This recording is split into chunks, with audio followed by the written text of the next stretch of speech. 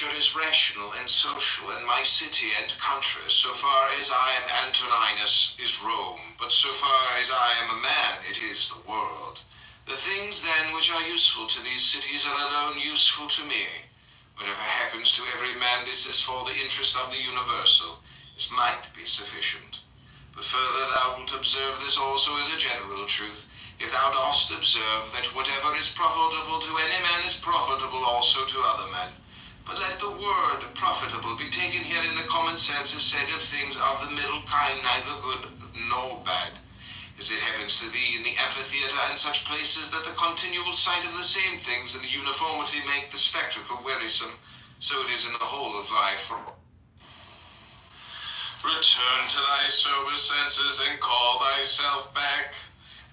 And when thou hast roused thyself from sleep and hast perceived that they were only dreams which troubled thee, now in thy waking hours look at these the things about thee as thou didst look at those the dreams.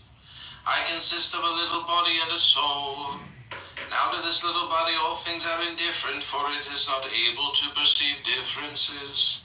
But to the understanding those things only are indifferent, which are not the works of its own activity. But whatever things are in the works of its own activity, all these are in its power. And of these, however, only those which are done with reference to the present. For as to the future and the past activities of the mind, even these are for the present indifferent. Neither the labor which the hand does, nor that of the foot is contrary to nature, so long as the foot does the foot's work and the hand the hand's. So that neither to a man is as labor contrary to nature, so long as it does the things of a man. But if the labor is not contrary to his nature, neither is it an evil to him. How many pleasures have been enjoyed by robbers, patricides, tyrants? Dost thou not see how the handy craftsmen accommodate themselves up to a certain point to those who are not skilled in their craft?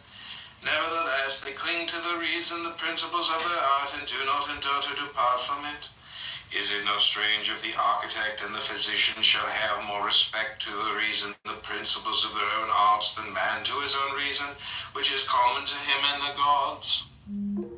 Asia, Europe are corners of the universe, or the sea a drop in the universe, Athos a little clod of the universe, all the present time is a point in eternity. All things are little, changeable, perishable, all things come from thence, from that universal ruling power, either directly proceeding or by way of sequence. And accordingly the lion's gaping jaws, and that which is poisonous and every harmful thing is a thorn as mud, are after products of the grand and beautiful. Do not then imagine that they are of another kind from that which thou dost venerate, but form a just opinion of the source of all. He who has seen present things has seen all, both everything which has taken place from all eternity and everything which will be for a time without end, for all things are of one kin and of one form. Frequently consider the connection of all things in the universe and the relation to one another. For in a manner all things are implicated with one another, and all in this way are friendly to one another.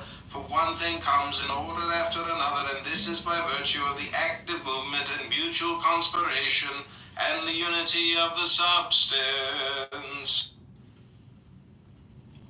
Always remember the saying of Heraclitus, that the death of earth is to become water, and the death of water is to become air, and the death of air is to become fire, and reversely.